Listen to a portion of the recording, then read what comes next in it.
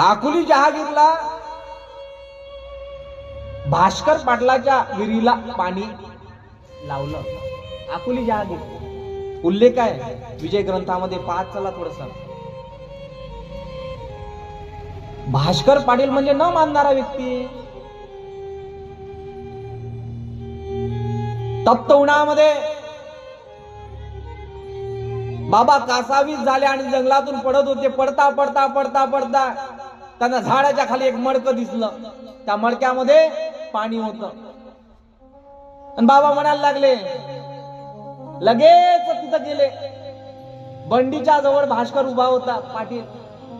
बाबा म्हणतात, पाणी देता का मला पाणी? अरे गोसावड्या, एक थेंब तुला देणार नाही. कोण म्हणतो असं? भास्कर पाटील. संताची ओळख नसते आधी. साधू संत को कोई नहीं माने, हिजड़ो को बहुमान, आई रे बेमान दुनिया आई रे. साधू संताला मानत नाही लोक. नाही नाही नाही, निंदा करतात साधूची. साधूला पाहण्याकरिता दूरदृष्टी पाहिजे मायबाप. साधूची कृपा कशी होईल काही सांगता येत. भास्करानं म्हणावं, पाणी नाही, एक घोट का एक थेंब देणार नाही. एक थेंब पाणी नाही. बाबांना जावं, विहिरीवर उभं राहावं काठावर आणि आकाशाकडे पाहून बळ म्हणावं, हे गंगे, या भक्ताला विसरलीस का? कासावीस झालेला हा प्रदेश कधी मुक्त करशील? जनावर मरतायत, प्राणी मात्र हाहाकार करतायत. त्या कोरड्या विहिरीला पाहून म्हणावं, कृपा दृष्टी व्हावी. बाबांना फक्त पाण्याकडे पाहावं तर झरे फुटायला लागले दगडाच्या याच्यातून. ज्या विहिरीला पाणी नव्हतं, लगेच चमत्कार घडला. भास्कर पाटलाच्या समोर चमत्कार केलाय. बर, बाबाला त्रासही देण्यात आला. बाबानं काय अवकृपा केली का त्यांच्यावर? बोलू द्या, काय बोलता असतं खोपे साहेब.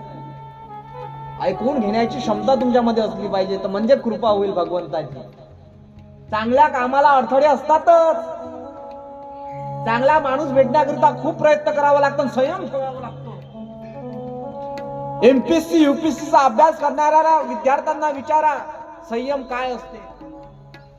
4-4 वर्ष, 5-5, 6-6, 12-12 वर्ष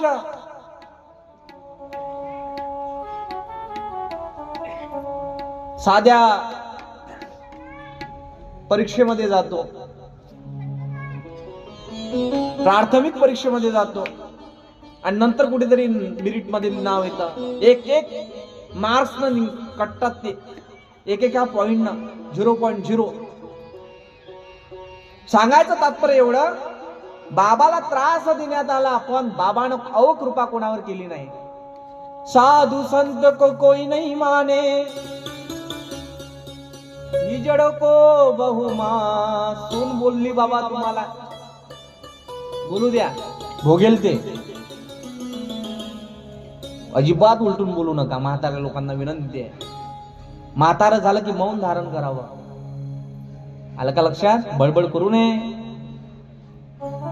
माया वेळेस मी अशी करत होती, राहू दे तुझ्याच जवळ ठेव, अजिबात सांगू नको.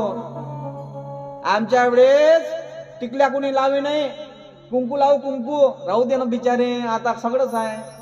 त्यामुळं काही बोलायचं काम, मौन धारण करा. मौनामध्ये खूप शक्ती आहे.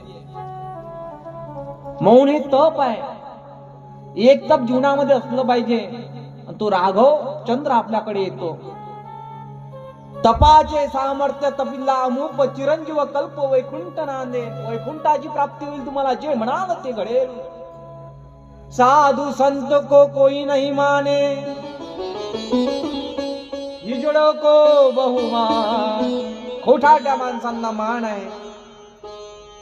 कंसे टाकून झाडाच्या खाली बाबा बसलेत. वर मधमाशांचं काय काय मधमाशांचं ओढ आहे.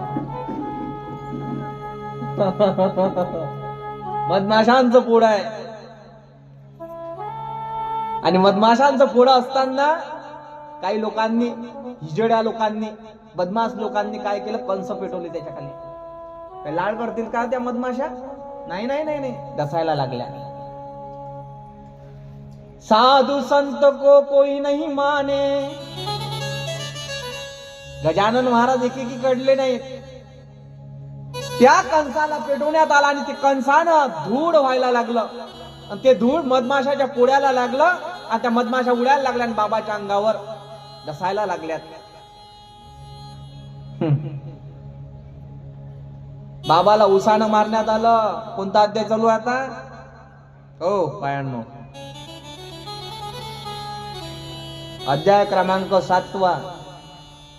चित्रपात